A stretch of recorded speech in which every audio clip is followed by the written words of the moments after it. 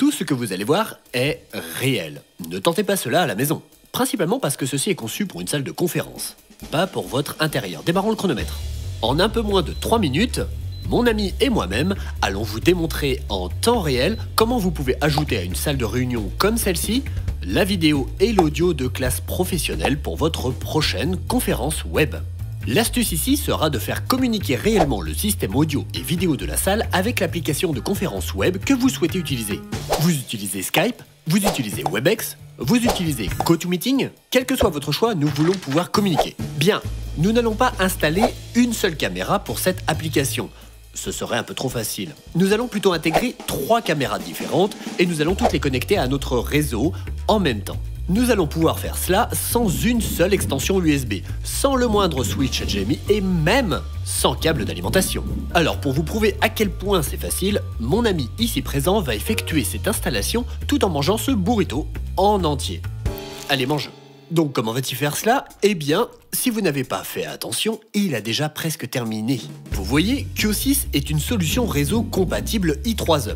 Cela signifie que nous utilisons des protocoles standards, que nous utilisons une connectivité Ethernet standard et que nous utilisons des switches réseau standards du marché. Donc, quand nous choisissons d'intégrer une caméra IP comme celle-ci dans le réseau, tout ce que nous avons à faire est de la connecter à notre Core Q6. Le Core Q6 gère tout le routage, le traitement et le contrôle pour chaque périphérique dans cette pièce, c'est-à-dire pour le son, l'image et le contrôle. Vous pouvez le voir démarrer maintenant, n'est-ce pas?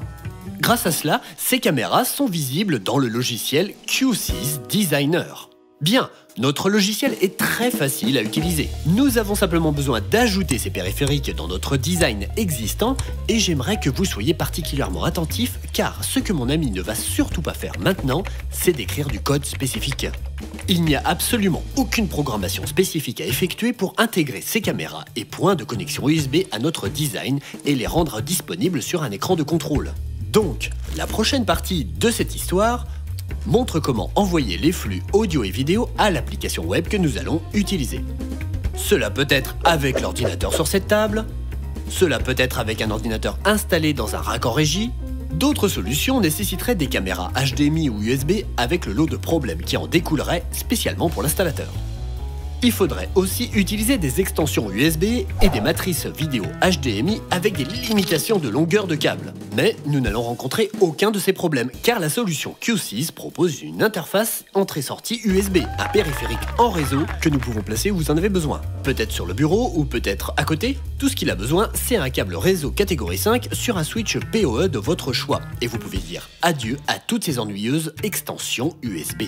En plus des autres bénéfices de notre solution sont que vous pouvez ajouter autant de caméras et d'interfaces USB que vous le souhaitez.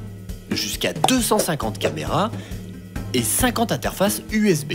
Donc si vous voulez faire fonctionner tout l'immeuble avec ce design, c'est tout à fait possible. Il vous suffira de changer votre corps pour un modèle de classe entreprise et vous pourrez tout gérer directement depuis le centre de données. Comment va ce burrito, mon ami ? Presque terminé. C'est parfait car devinez quoi, le chronomètre est terminé et il est temps de voir si nous avons réussi. Voici ce que je vais faire, je vais devenir un participant de cette réunion. Je vais connecter mon ordinateur à l'interface USB que Patrick a mis en place avec un câble USB standard. Puis je vais lancer mon client Skype et je vais simplement appeler mon ami qui est dans l'autre pièce. Et voilà, vous voyez mon image et pour couronner le tout, je peux faire une commutation en direct entre n'importe laquelle des caméras dans cette pièce, sans couper la connexion à l'autre extrémité.